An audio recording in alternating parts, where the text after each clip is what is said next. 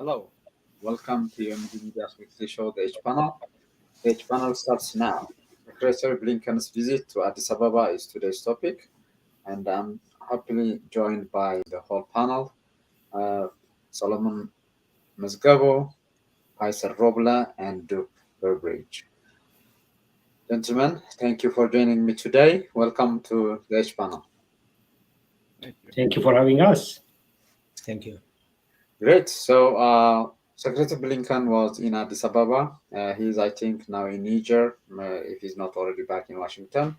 And in Addis, he met Prime Minister Abiy Ahmed and his deputy, Demeke Mekonnen, among others, and the newly elected, at that time he was not elected, Getachew Reda from Tigray as well. This is what Blinken said in Addis, among other things, and that will kickstart our show today. As Secretary of State. I'm here in Ethiopia and then on to Niger to reaffirm a pledge that President Biden made at the U.S.-Africa Leaders Summit late last year. As he put it, the United States is all in on Africa and all in with Africa. That means the United States is committed to deep, responsive, and genuine partnerships on the continent because we believe we can only solve shared challenges and deliver on the fundamental aspirations of our people if we work together. One way we're doing that is making good on the commitment that we've made to help partners in Africa deal with the huge challenge of food insecurity. Last year, 140 million people in Africa have gone directly to developing countries as a result of that initiative. That is the equivalent, as we recently did in Niger, where 5 new aquifers were found containing over 600 billion cubic meters of accessible water. And we're harnessing public sector financing tools to, when the free trade area gets up and running, that will change, and I think it will be a very powerful. So we'll be talking about that as a main topic, but as usual, we start with the what stood out for each one of you. And Solomon, what stood out for you over the past week? Well, a number of them, but two major developments. One is, of course, the Secretary Blinken's visit and the reception he got, indicative, and the communication that was released, indicative of the tense position of the United States while trying to keep friends, enemies close and friends closer, they saying those, particularly to stop China's and Russia's inroad into Africa. That I think seems to be the big worry, and particularly the visit to Niger, and of course to Ethiopia as well. But then also congressional push to ensure accountability is on the table. That's why he was dancing around on this issue, and Abiy's poor reception, or the methods for that matter, that they sent a junior officer to receive him at the airport. So a very delicate dance is playing. Major development in Tigray, the interim regional administration, as they call it, based on the Pretoria Agreement. Getachew Reda has been selected or elected from his party central committee to lead, as they claim, the position for the presidency of the IRA. And that was not really coming very clear.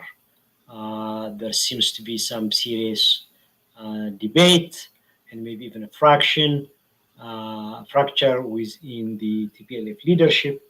But as Getachew was elected by the smallest of margins, just one vote, and less than the simple majority, about 18 out of 41 possible votes. So that's really a new development with Tigray, and how this would play out with Tigray, and then in dealing with Abiy is something we're going to see. There are different takes from this, whether Blinken and Abiy has anything to do with it, as Blinken really visited and wanted to speak with Getachew Reda, as he did. These are very interesting, recent, and important developments. Thank you, Solomon, for that. We can confirm that we asked Getachew if the Addis Ababa accepted his election, if it approved. So he confirmed it this afternoon that Addis Ababa is in agreement. Faisal, what stood out for you over the past 7 days?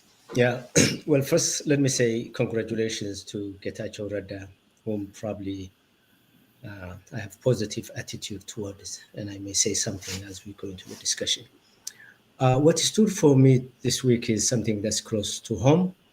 It is what Abiy reportedly or really ordered Mustafa Umar, regional president of the Somali region, as part of his fundraising for several projects that Abiy seems to care, as part of the proceedings that would be made from the sale of his third edition, I think, book, what he calls Madamar Generation.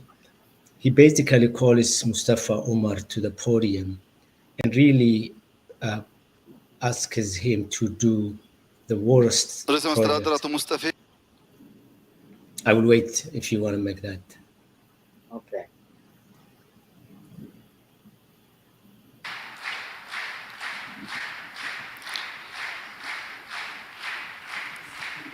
በሰሜን የአድዋን ታሪክ እንደምንዘክረው ሁሉ በምስራቅ ካራማራን ማስታወስ በእጅጉ አስፈላጊ ስለሆነ ብዙ አባቶቻችን በዚያ ስፍራ ደምና አጥንታቸውን ስለገበሩ መዘንጋት ስለሌለበት አቶ ሙስጠፌ በሀገር ውስጥና በውጭ ይህንን መጽሐፍ በመሸጥ በሚገኘው ገቢ ካራማራን ከነታሪኩ ለትውልድ እንዲያሸጋግሩ ከአደራ ጭምር አስረክባለሁ።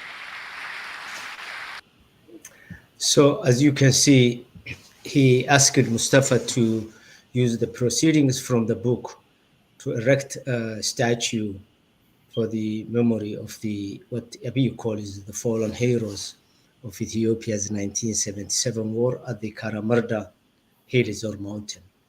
Now, Karamarda has a different meaning to the Somalis. It was a site where the Derg soldiers slaughtered about 80 elders, including traditional chiefs, pious religious leaders, women, and children. And when the Ethiopian troops retreated, the dead bodies were found there. This is 1977. It has a different memory for the Somalis. And basically, there isn't a person in Jijiga who does not have an immediate relative or a distant relative. My own grand uncle, who partly raised me, was one of the chiefs who was slaughtered. And these were peacemakers. These were people that the government used to pay salaries in order to at least work for them. This kind of humiliation and debasement comes at the heels of the transitional justice that we thoroughly spoke and discussed last week at this forum and many forums that Getachew sponsored. If you recall, Mustafa Umar stood in terms of the temporal line that the 1991, when EPRDF took power, to be the beginning of the documentation of the victimhood of Ethiopia's people. Some of us said, no, we need to go back. And the reason why we were saying we need to go back was that for Somalis, and I would even say for most of the people whose communities were in the midst of liberation fronts, Tigrays, Oromos, Sidamas, Afaris, have had their own share of victimhood during the Derg. What's quite interesting to me is at the height of talking and discussing transitional justice and reconciliation, Abiy is doing historical erasure of the Somalis. He's basically picking up Somali history to his own liking. On top of that, I think many Somalis have reacted negatively. I don't think I don't think 0.2% of Somalis even read Amharic. So who's gonna buy? Who's gonna fundraise? Ultimately, as we have seen in many times, that money will come from the local budget. Mustafa and his colleagues will steal that money from the budget, as they did in the past when they were doing the election. They stole the famine budget in order to carry out the election.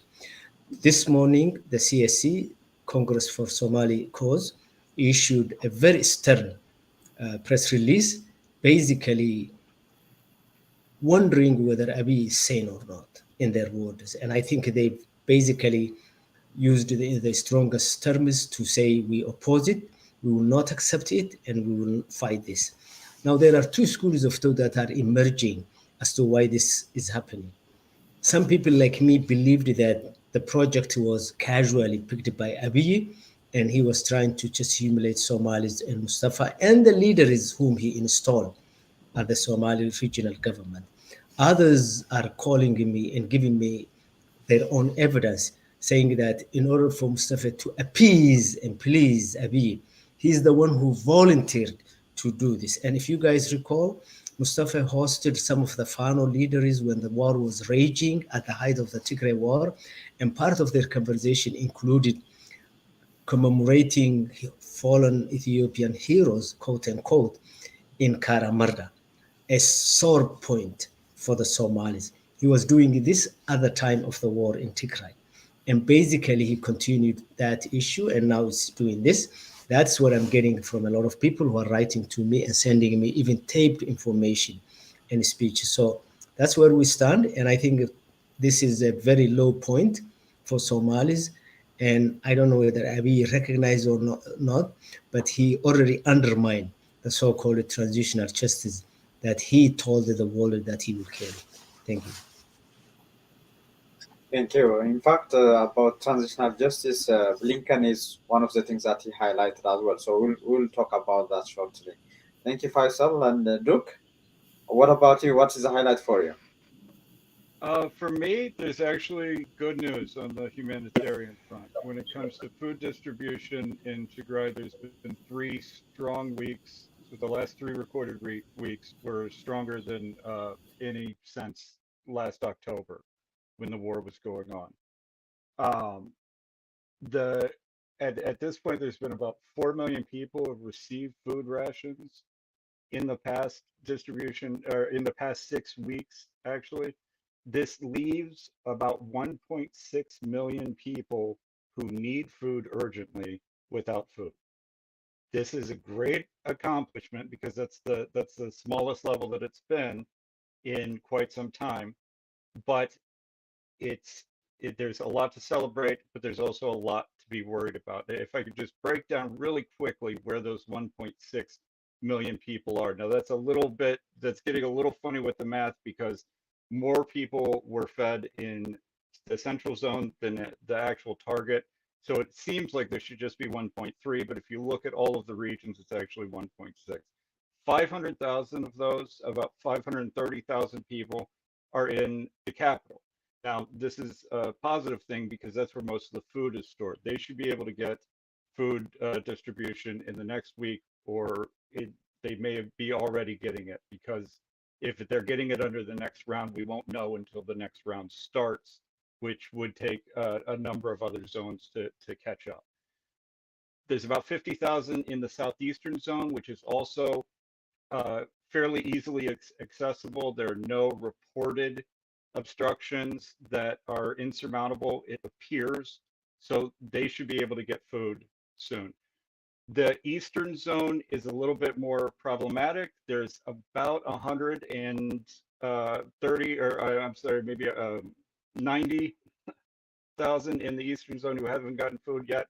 Many of them are in places that are blockaded by the Eritrean soldiers, that have been blockaded in some cases, in the case of Irob, for example, for the past 2.5 years. There is no word on when that siege is going to be lifted. That is as illegal a siege as the siege of Tigray of anything else. The northwestern zone is where the majority of the 620,000 people who need food and don't have it, where they are right now.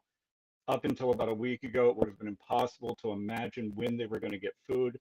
But as of this past week, I'm hearing from people on the ground in the Northwest Zone, as well as the World Food Program, saying that a lot of the obstacles have been removed just in the past week. So they may be getting food soon. The Western Zone is still completely blocked off.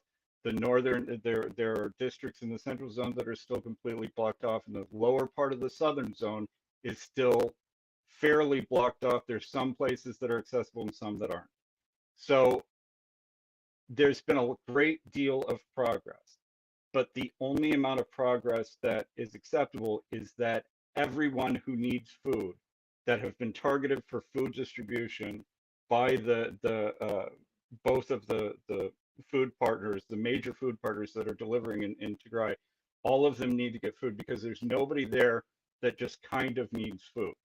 They're away from their fields, they're away from their livestock, their homes have been demolished, they have lost everything. They need this food, and it needs to keep, this pace needs to keep going until November, until there's a successful harvest.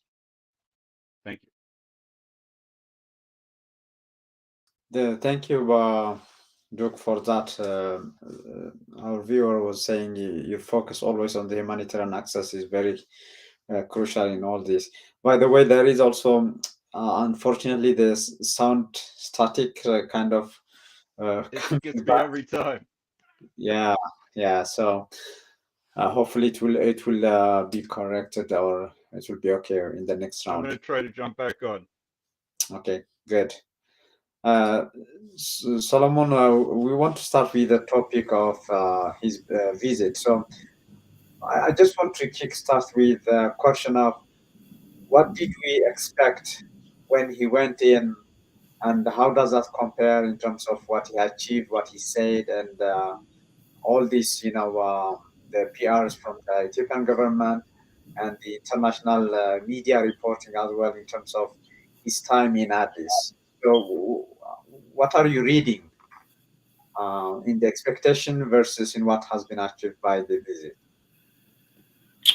Well, the expectation from our community is for the US to push, to demand and put pressure, to build pressure on Abiy to deliver on the commitments of some of the things in the Pretoria Agreement, the lifting of the bank services, the resumption of full land transportation, the reinstatement of federal and state employees, and the resumption of salary.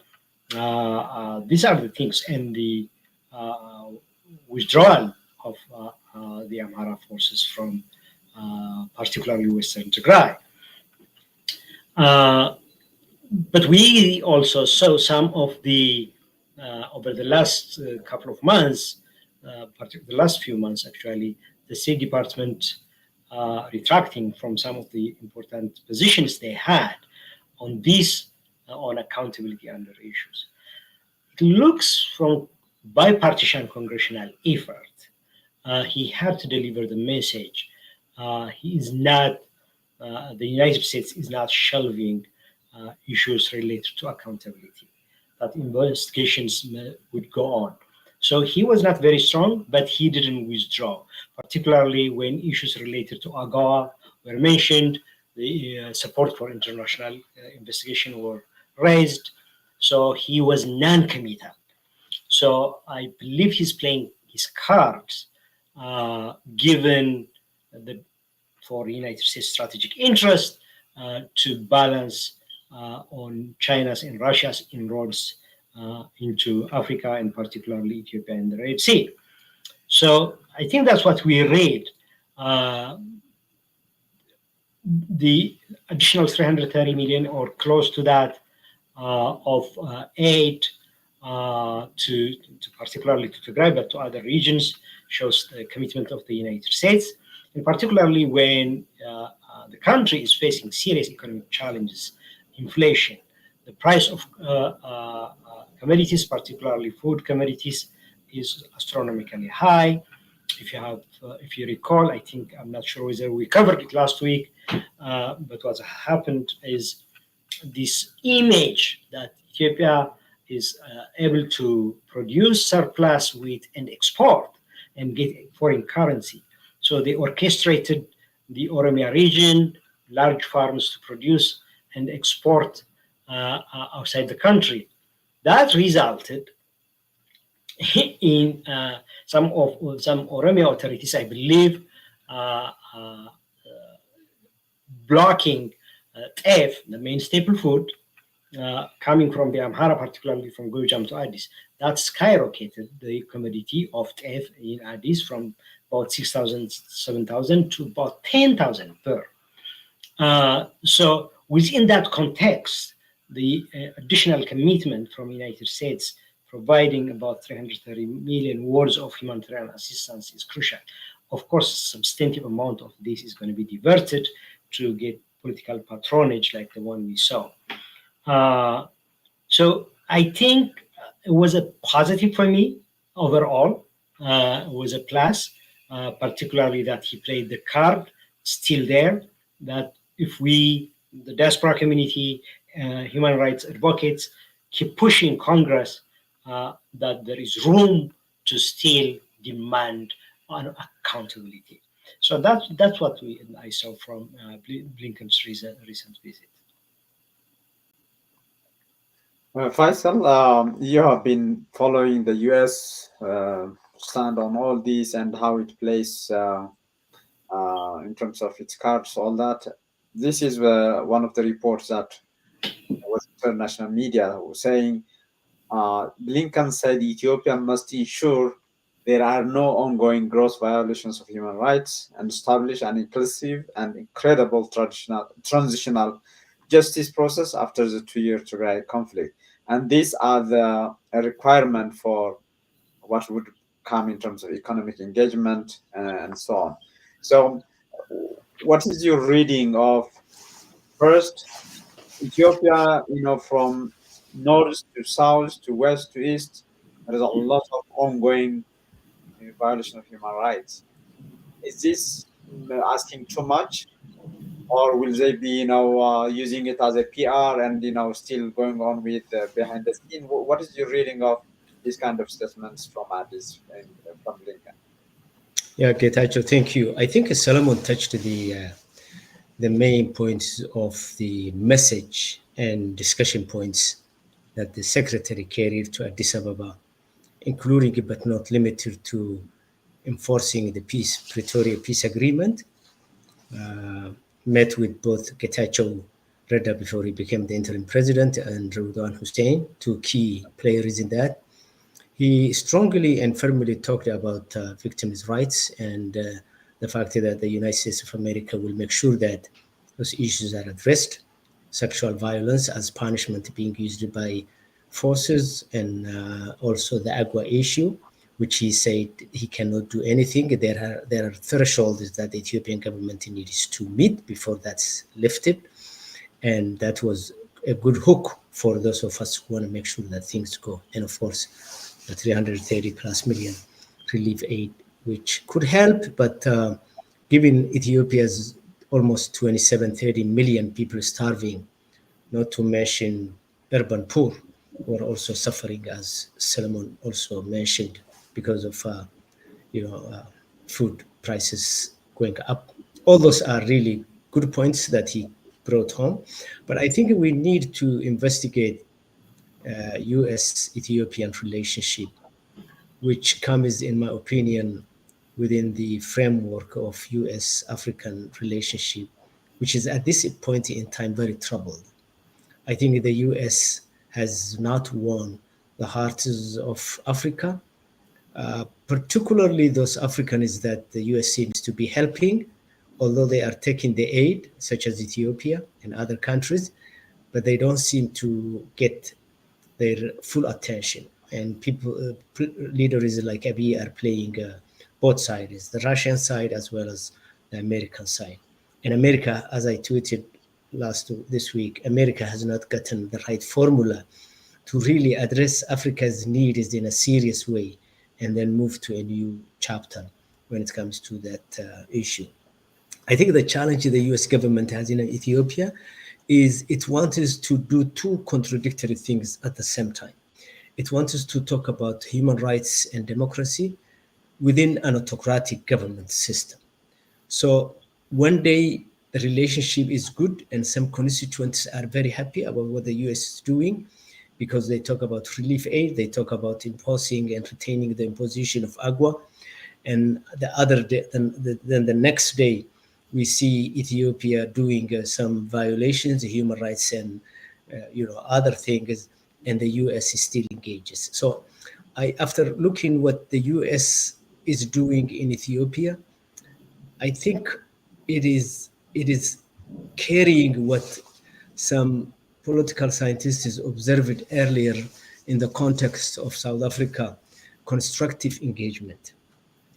The US government knows that the current Ethiopian political system is bad, that the leaders are autocratic, they have no intentions to do democracy, that the US government also shelved the draft genocide language that was already drafted under Blinken's leadership. That is sitting in the shelves. At one point, they were very close to release that. And why did they shelf? They shelf it because they want to engage this autocratic system. They still have a hope, a mirage that they think that they can change Abiy and his team by engaging. And the problem with constructive engagement, as history tells us in South Africa and other dictatorial regimes, is that it's a moving target. Dealing with autocratic leaders, they give you little thing that's positive one day and then they roll that back and you are searching this mirage. And I think the US is searching a mirage. So the conundrum that the US government at this point in time is facing is to choose between its global strategic interest in the face of Russia and China moving into the Horn of Africa, vis-a-vis its traditional commitment, if any, to democratization and human rights. I think at this point in time, Blinken is traveling in the middle way. He's doing little things here and little things there. He's not committed to Ethiopia's democratization or human rights fully implemented, but at the same time, he doesn't want to abandon and wants to maintain the role that Ethiopia can play in IGAD, in the AU, and in the Greater Horn of Africa, as well as in Africa. So it is really a conundrum. It's a challenge. In the meantime, if you ask me who's getting hurt, it's the little guy. Because the little guy is the one who thrives under democracy, under good governance, under less autocratic government. And as long as the person in Jijiga or the person in Bekele or the person in Adama is not getting good governance, what's played between Addis Ababa and Washington makes the news, but it doesn't really trickle down to the average citizen. And that's why you have two realities, one reality in the elite circles of Addis Ababa and Washington, and the other reality in the streets of Addis Ababa, Bekele, Jijiga, Adama, Gonda, wherever you go. And I think America needs to really up its game. At this point in time, it's playing a very safe and less risky kind of game that we see. Great. Thank you, Faisal. I'm glad to have you back, Druk. I hope the technical aspect is over now. I was asking both Faisal and Solomon on Lincoln's visit to Addis in terms of what everyone was expecting before he left for Ethiopia, and what we think or what we are reading in terms of what he did and spoke. Yeah, I'm sorry. Is this any better? Yeah, there is another source of noise, but I think we can hear you, I guess. Okay. I'm sorry. The the lead up to the visit to Ethiopia was, everybody was worried that he was going to give away the house, that he was going to, just accept this transitional justice and, try to, smooth things over. I think he stopped short of doing that. I think he was a little better than a lot of people had hoped. I'm glad that development assistance went forward. I think that that's a smart move at this point. There's a lot of places in Ethiopia that needs it. I think that he took a weak line with the human rights. He mentioned that, the U.S. has been insufficiently vocal. I think that's, a gross understatement. He also dodged a question about whether or not the genocide determination was going to be released. I mean, like Faisal said, he's trying to play this game of walking the middle line. He still did the both side stuff, and to be happy about a decline in human rights violations. Of course, everybody's happy that human rights violations are declining, but why are we managing the off-ramping of a genocide? Nobody should have had their human rights violated during this war, but people that have been attacked, that have been abused, that have been sexually assaulted, killed after the peace process has to be a shame on everybody involved. This is a new type of peace that still allows for innocent civilians to be killed and starved and sexually assaulted during the peace process, during the implementation process of peace. And his reference to the AU monitors, I don't know where the AU monitors are at this point. They took pictures of tanks being brought back and everything. That's great, but they're supposed to be monitoring the humanitarian distribution. They've been completely absent on that. They've been completely disinterested, and they've never shown the ability to think outside of what the Ethiopian government tells them to. So it's very, it could have been much worse, but it wasn't, it wasn't anything spectacular. Thank you, Duke, for that. Solomon, on the what Blinken said, indeed, is what you guys eloquently expressed and explained. But what would you be expecting from Addis after Blinken? You mentioned about that low-level diplomat from the Minister of Foreign Affairs welcomed him at Poland. Your reading of that versus, because not only in Tigray, Blinken mentioned Oromia as well. So he expressed his concern about the situation in Oromia. I think this is maybe the second time this is being mentioned outside Tigray. With that, is that enough pressure for Prime Minister Abiy to do anything positive in terms of Tigray versus the other parts of Ethiopia?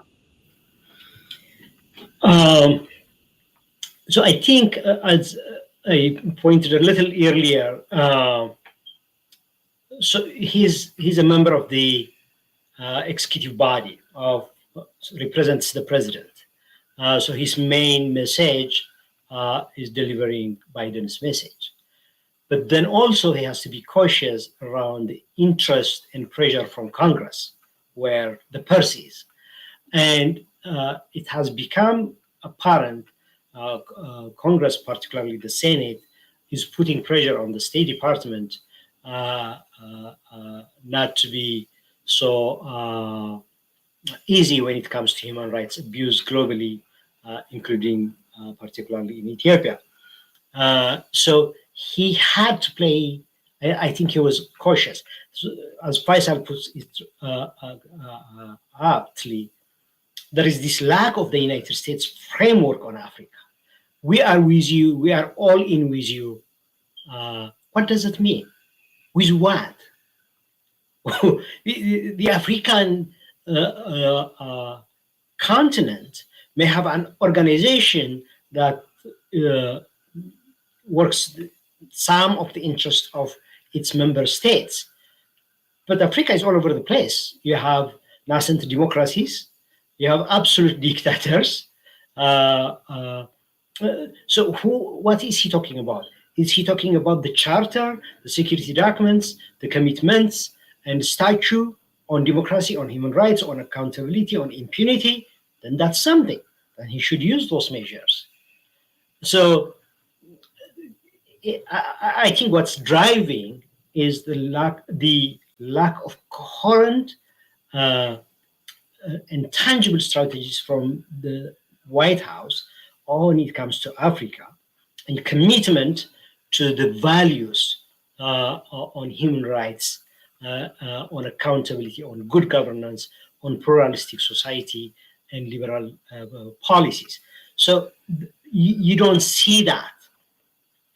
And because he's hamstringed by those, he goes with the economic and humanitarian aid dangling, and particularly Abiy is desperate for those, but also with Russia and China in mind.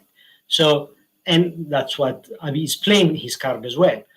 If you don't give me all the support I need, I may have to look to China or Russia. And I think that's just posturing, because at the end of the day, the United States is going to foot the bill, not China or Russia. But he wants, and given that we have Abiy, who is really someone obsessed with his image, projecting that, sending someone, a junior person, is probably sending a message to Blinken that he's not happy. Probably the communique before his visit would show that he's not committed to not demand on humanitarian and transitional justice, and also the investigation on human rights abuses, particularly on sexual and gender-based violence as well. So, like Duke said, we expect a lot. Well, not a lot. Expect at least the demands that were articulated in the first year and a half of the State Department, based on investigations, based on evidence that showed ethnic cleansing, that showed genocide has been committed, to make a determination. He's not there. And we were afraid on the other side that he would completely abandon those as well, and they would show body in Addis. That, fortunately, it didn't happen. And I believe this is because pressure from Congress, particularly the Senate. So it's just they are throwing the ball down the field, and next developments, whether from Russia or China and other global developments, would influence the next steps. For the diaspora community, for international humanitarian organizations, for human rights organizations, they have to put the pressure on. They have to put the pressure on. Okay, great. Again, thank you, Solomon, for that. Faisal, I just want to ask to focus on what is possible from Addis. So, in this, in your highlight of the week, you mentioned about that inauguration of his 8th book, he said, and he also talked about, the Prime Minister talked about 3 books that he would be writing, one almost for the 3 remaining years he mentioned. So one of the things he mentioned is he would be writing a book on the war, so that he says truth is established and so on. So what is your reading of how Arakilo, and maybe you can bring in also Asmara, Maharjar, hearing what the United States and among other countries, including the European Union, are saying in terms of justice? Yeah. Before I go, let me just comment quickly on Blinken's trip. And I think, as Solomon touched in, also Duke, Blinken was firm on some issues, and we need to give him that credit. And of course, the Senate and the Congress is looking at him, and he has to report to them, because 1 million people perished in that war. And I don't think it's going to leave the psyche of the world so easily. It will be something that will always be there. I think the State Department, in my opinion, is frozen in the 1960s, when they didn't have an idea of Africa is, and that there were no African stakeholders who are both Americans and Africans, whose home country is, has interlinked with their home here. That's not the reality now. Africa is more integrated with the United States, and the United States is more integrated with Africa. However, the State Department politics hasn't changed. It's still treating Africa as a distant land that's not still ready for democratization. As Solomon said, human rights is an appendix to everything. It hasn't to be enforced, as if though the Africans don't feel the pain. It's not to criticize really Blinken, but this is the philosophy that we see often. This could not have happened in any small, tiny country in Europe, a 10 million, 20 million, 30 million country. This is a 120 million country where 1 million perished within a year, and the war still continues in Oromia. So I think the US State Department is frozen, and what happened is, I just want to compare what they are doing with what Susan Rice did in 1991 when the EPRDF walked into Addis Ababa. Before they even formulated their policy, the State Department toured major American cities and universities to speak to the African American community and prepare the African American community in a visioning way of showing them what is Ethiopia is to them and how they would react to US policy towards Ethiopia. They got a lot of feedback. It looks like these guys are just putting their suits and flying. They don't even engage the African communities that are here as much as we would have liked it. So there is this vacuum. I think Abiy's writings of the books, sometimes writing an entire book in 3 months, is really a sign of anti-intellectualism, in my opinion. If he is writing vision and framework for Ethiopia's different social groups, the youth, the politicians, activists, human rights groups, and forcing them to implement and accept this. This is not something that you can write in 3 months. Neither does he have the socio-political breadth of knowledge that we have accustomed to some big thinkers that we can expect. So all I can say is, Getachew, I've been listening. I've read some of the work that he has written on the previous Medemmer book, where the entire world's knowledge has been dismissed. Philosophies, intellectual heritage of the West, from Jean-Jacques Rousseau all the way to Karl Marx, and even after that, and he says there's no other philosophy that can work in Ethiopia except his. In my opinion, it is a deep, deep anti-intellectualism and an anti-human civilization. You can criticize some of the previous work done by other intellectuals and philosophers and what have you, but to just come from nowhere with no intellectual and scholarship background, nothing that he has published prior to this, and just subject to this country of 120 million again, with a heritage of complexity, ethnic, social, political poverty, history, what have you, and say this, kiss and tell type books that he just puts together will guide the vision of this. Is just, I bet a lot of people are laughing. One professor that I talked to, who is at UCLA, told me that in African history, they have had people like this.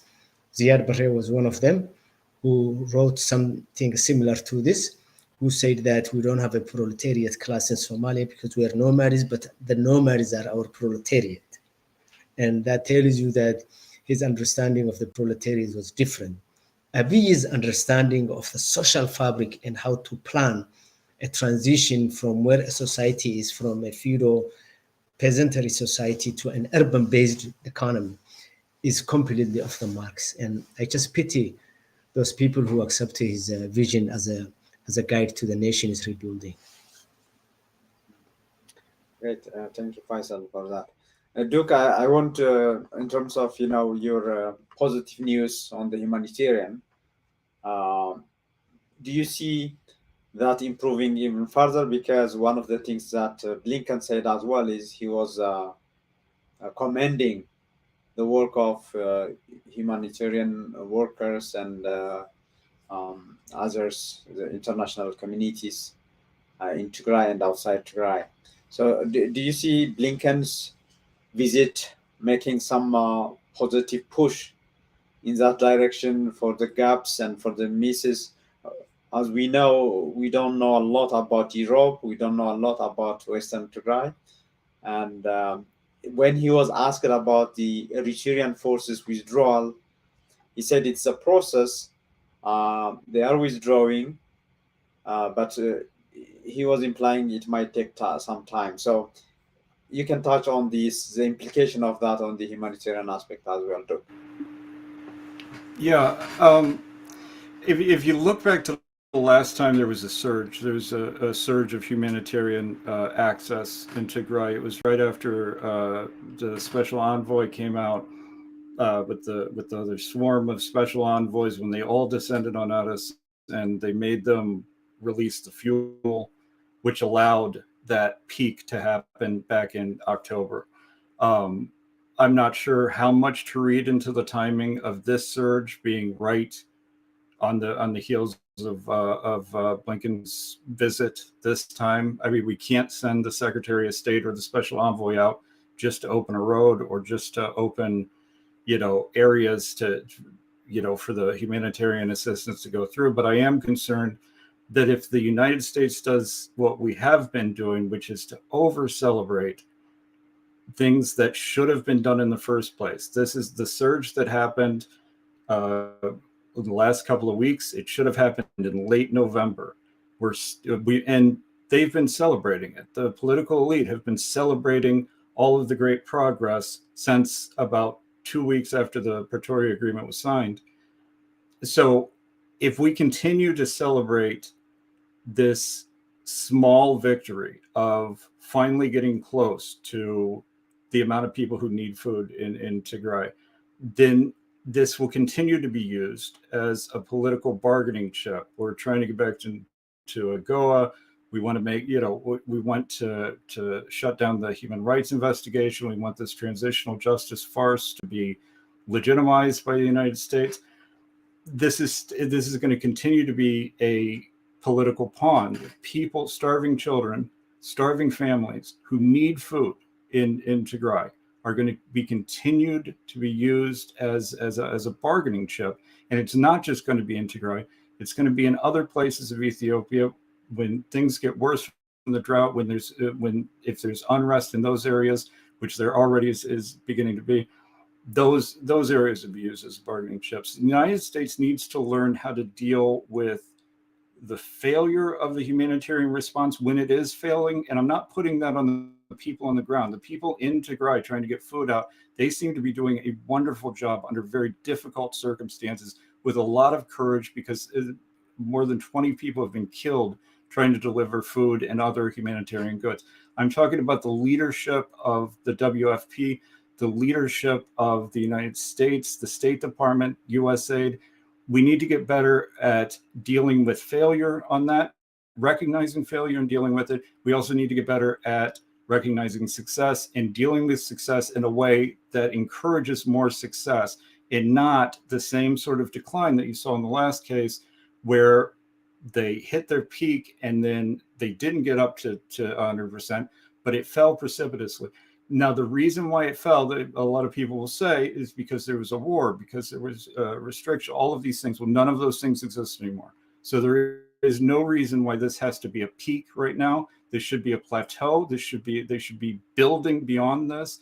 They should be reaching everybody. There is no logistical reason why these people cannot receive food. And they've done nothing to deserve to be starved, to be deliberately starved. In every single body, the United States government, the United States Congress, the Senate, the UN Security Council has come out against weaponized starvation. It's still being used today. So it's great that this is being reduced to 80% or 20% of the population still isn't getting food. That needs to go up. The United States needs to do what it can to encourage that. That has to be our first priority, not this national dialogue or helping them solve all the problems there. Our first priority, the thing that we can do right, we can do two things right. One, we can get food to people. Two, we can send in resources and technology and equipment to get the unexploded ordnance out of the farms, out of the schools, out of the playgrounds of Tigray, so that people aren't worried about blowing up when they walk down the street, which is something that has been happening. There's nearly 500 injuries or fatalities due to unexploded ordnance. People can't farm in that situation.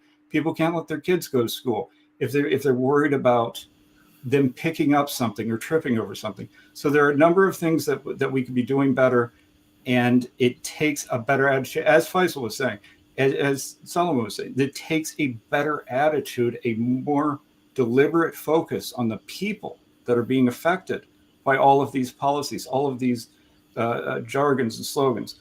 They need to focus on the people. If they focus on the people, then things will go a lot better. Thank you. Can I add something on there? Yeah, go ahead, That's the tragic part, I think, at the heart of all these crises Duke was pointing out. And that's very disappointing and dismaying, really.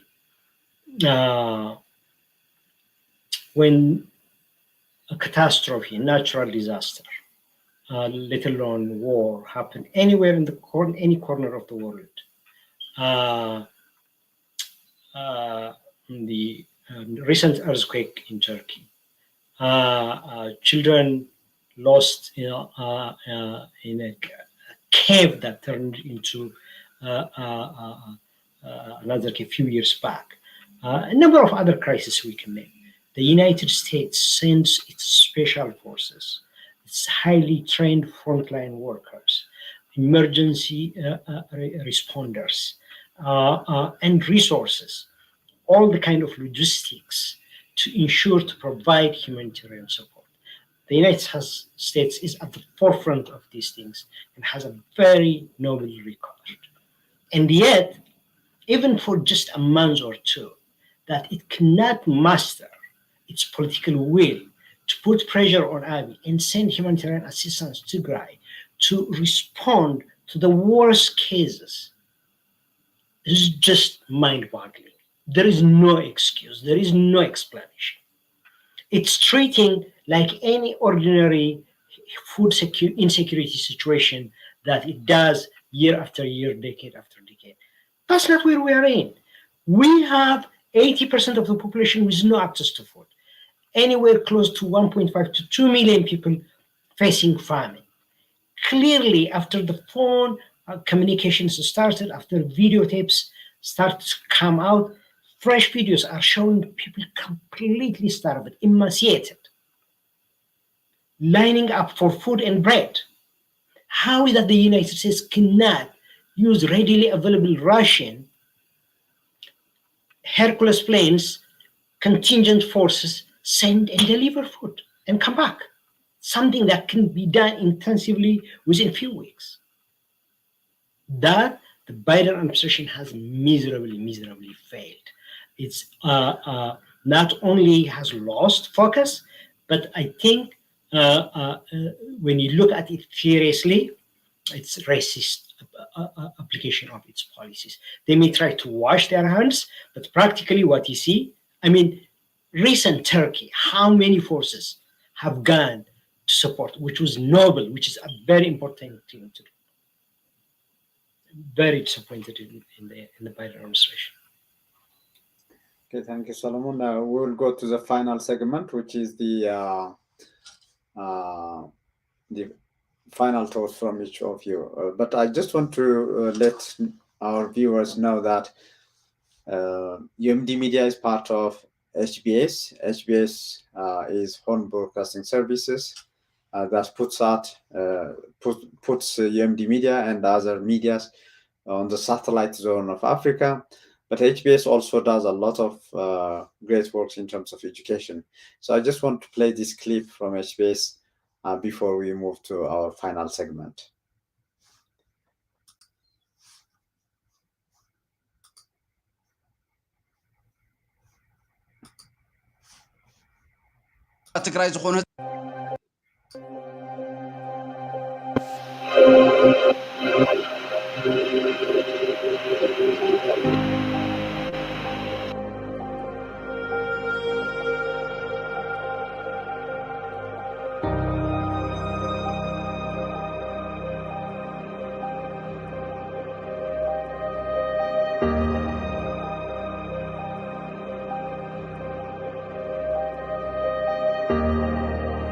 سلام دوناس قرما يبهال نشر شي كفل تمهارتي درجة خفلي كالاي روعية درجة كفلي شاشاية زلغو درجة شعي كفلي قرص ولا سمرتي شعي حساب إنجليش ساينس تمهير اتش بي اس ماتس إنجليش تمهير طعم بسهالي تمرتي وسيدايا ያው ደቀም ኩሉ መጻናት ትግራይ ተዓጥዮም እዮም ነይሮም ኣብ ዕፃን ክባል ነበረ ህዝቢ እዩ ናተቀየረ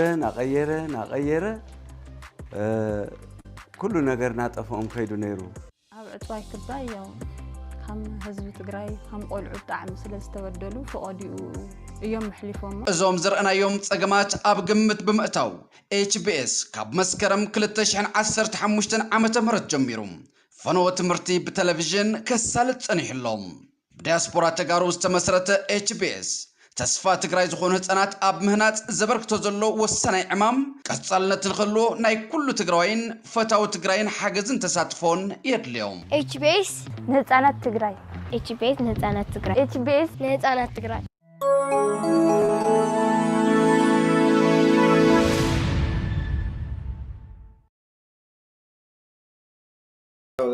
HBS significantly each day, Monday to Friday, spends from the morning to 2 p.m. in the afternoon on education. 5 p.m. 5 o'clock, from 8 a.m. to 5 o'clock. To support HBS, you have a link on the comment section. Please do that and help the education of children of Tigray who has been deprived from education over the past 3 years almost, and also to support EMD media to be on satellite. Faisal, final thoughts from you? Yeah, well, given that video, I think many people could learn from the art of survival, really. As much as Black Americans survived hardship, this is another case where people survive no matter what governments do.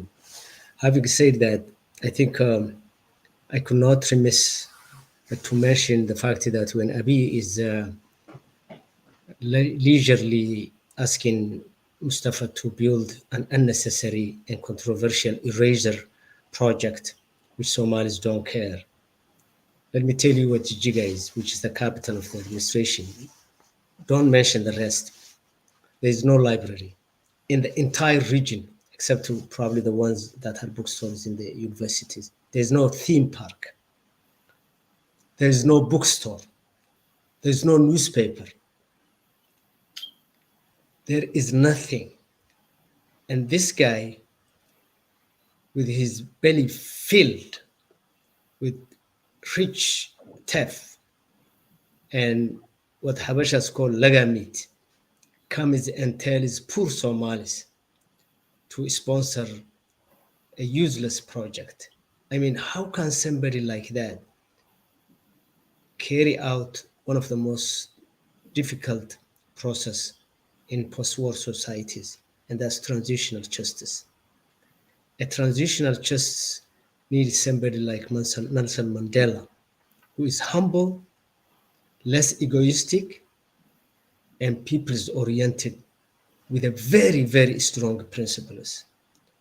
If we don't have that, it's just a gimmick. And I want American friends, our own country, to note that. We need to be very serious where our dollar is going. We don't question when our dollar goes to those kids that you have just shown us, and they are all over the country and in the whole of Africa.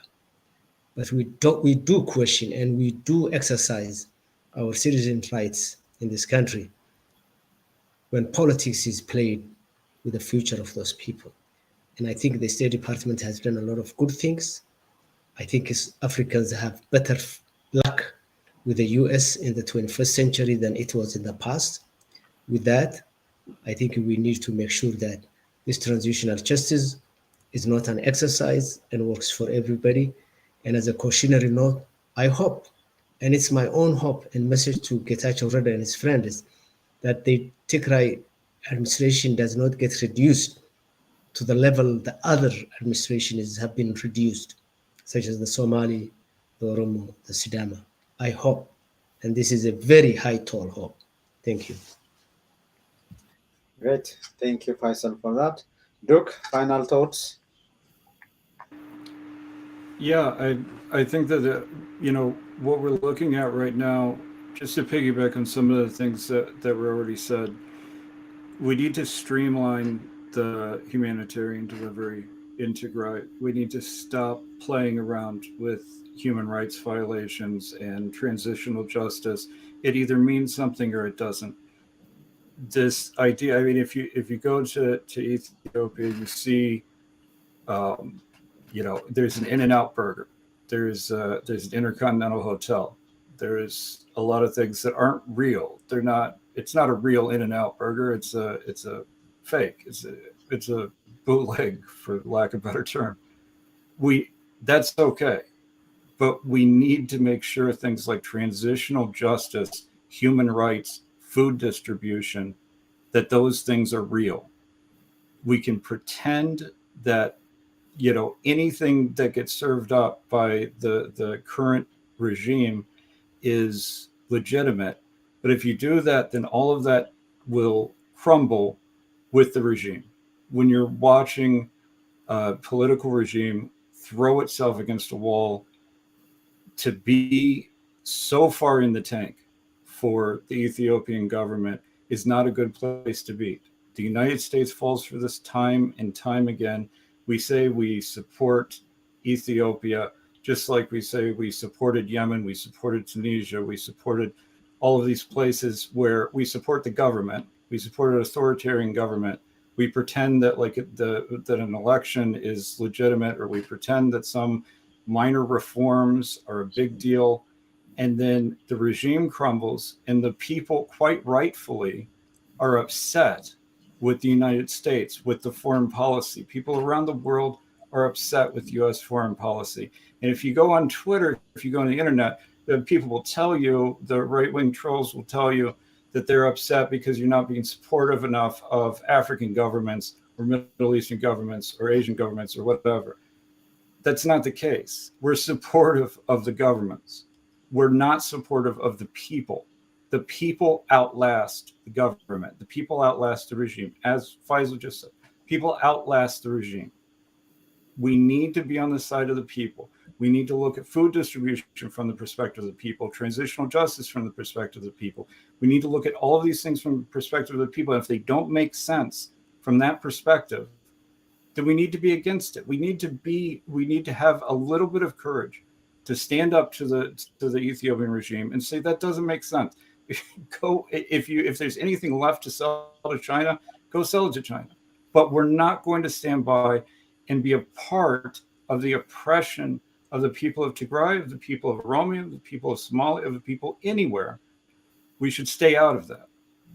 If we can get that right, we may not gain influence. We may not gain a erstwhile ally in Ethiopia, but at least we will have a foreign policy that makes sense, that is beneficial for the people of the country that we're dealing with, beneficial to the United States. May not make as much money doing it, but we will live in a safer society. We'll live in a better society. We'll live in a better planet if we do that.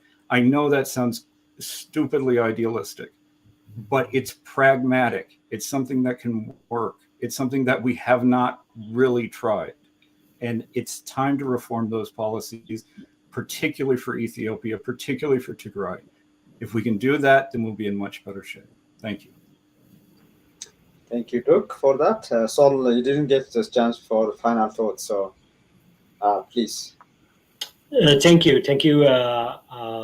Duke, for giving me the entry. So it's almost a seminal speech. Biden famously recognized it, the younger Biden, during his Senate, when it comes to the U.S. relationship with South Africa, chastising U.S. Foreign Secretary of State, then in our relationship, admonishing him and morally standing that the United States, the people of the United States, stood with the people of South Africa, not with the government of South Africa. And yet, 40 or something years later, completely failing, miserably failing. Tigray, Somali, and Oromia, and others as well. Very sad and very disappointing. The United States didn't stop engaging South Africa. It used its engagement to influence change in a peaceful manner, a power transition, not only for South Africans, Black South Africans, to regain their right, but in a way that was peaceful. Not only the release of Mandela, not only the bringing of ANC into position of power, but a nuclear power subduing it in a way to transition into a democratic system, with, of course, with a lot of sacrifice. It used engagement as entry and as a leverage, and yet now completely fails when it comes to Tigray, Somali, Oromia, and others as well. And in contrast to what it's doing in Ukraine, it smacks racism. It literally smacks racism. It's very disappointing. We are not asking the United States to disengage from Africa, to the contrary, to engage. We are not asking the United States to disengage from Ethiopia, to the contrary, but to use its engagement to pressure and build positive change, particularly when it comes to accountability, human rights, good governance. And one of the things that the officials, even with a lack of a clear framework and strategy, there are things the Secretary of State, someone in that position, like Albright used to do, like Hillary Clinton used to do, like Condoleezza Rice used to do, which Blinken should, shunning away events that show some lax environment, that body environment. He should not have been sitting, drinking coffee and attending coffee ceremonies and events with bloody murderers, those who should be brought to ICC. That sends completely the wrong signal. On another note, being part of HBS, I would like to use the opportunity for folks, friends of education, friends of Tigray, friends of universal education in Africa, to support HBS. When over the last 2.5 years, UN agencies have been literally prodding us not only to focus on food and humanitarian assistance, but on the need of children for basic services, education, and health. And yet they deliver nothing. They did nothing. So I have met, I'm not going to mention names now, but maybe at some point, with the highest officials of the UN agencies. When we ask them, okay, make a tangible support, they were not there to show any commitment. So some of us who are frustrated by this decided, even if we have very few community members in the diaspora, even our resources are little, we can do something. So with our meager resources, we launched that. The reason I'm mentioning that is for other brothers in other parts of Africa to learn from this. This is doable. So that's one thing I want to share. The second part is this program is being broadcasted entirely in English for a number of reasons. Partly, it requires a ton of money to develop content in Tigrinya, in Somali, or Oromia. We don't have that resource, but we are using universally accepted for different age groups education, but the medium of instruction is in English. So children can learn English, can learn maths, science, and other subjects, reading, particularly those who have no access to education or have access to good education. So they can tune into HBS, whether they are in Somali, whether they are in Djibouti, whether they are in Afar, whether they are Oromia. So I want people to know that. And if they want to have access to the content, or to launch something similar program, we would be happy to help and support. Great, thank you. That's, I think, a good point to finish our show today. And Solomon, Faisal, Duke, thank you so much for your insightful contribution today. And we'll again meet up and see where Ethiopia, Tigray, the Horn of Africa is heading. There is, I think, an interesting panel. I think it's on Tuesday, if I remember it right. It's hosted by Minnesota-based Horn of Africa Policy Institute, and UMD Media will be broadcasting that. Will be streaming that. So a number of panelists, including Alex Doyle, Mike Hammer, among others, are in that panel. And tune in to UMD Media on Tuesday as we stream the panel on transitional justice. So that will be on Tuesday. Thank you and good night. Thank you. Thank you for having me. Thank you. Good night. I've been live on UMD Media on the H panel talking about Secretary Blinken's visit to Addis Ababa and related issues. And we'll be also broadcasting the same content on satellite to Tigray, to the Horn of Africa. And I will hopefully see you on Tuesday with the live streaming from the Minnesota Horn Policy Institute. Good night and have a good day.